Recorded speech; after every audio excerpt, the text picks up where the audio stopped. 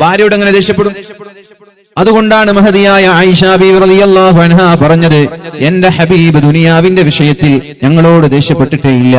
ഒരു കാര്യം ചെയ്യാത്തതിന്റെ പേരിൽ എന്തേ നീ ചെയ്യാത്തത് എന്ന് ചോദിച്ചിട്ടില്ല. ആലോചിക്കണം നമ്മൾ. ഒരു കാര്യം ചെയ്തു കൊടുക്കാത്തതിന്റെ പേരിൽ എന്തേ നീ ചെയ്യാത്തത് എന്ന് പോലും അല്ലാഹുവിന്റെ ഹബീബായ നബി തങ്ങൾ ചോദിച്ചിട്ടില്ല. പിന്നെ എന്താണ് ഉണ്ടായത്? ദേഷ്യപ്പെട്ടത് എപ്പോഴാണ്? ദീനിന്റെ വിഷയങ്ങളിൽ ദേഷ്യപ്പെടണം.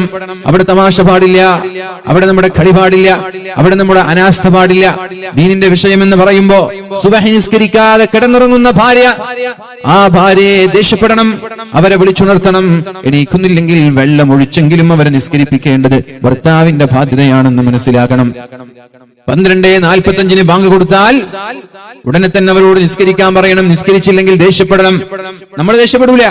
1 മണിക്ക് ചോറ് കിട്ടിയില്ലെങ്കിൽ നമ്മൾ ദേഷ്യപ്പെടും. എന്നാൽ 12:45 നിസ്കരിക്കേണ്ട നിസ്കാരം 3 മണി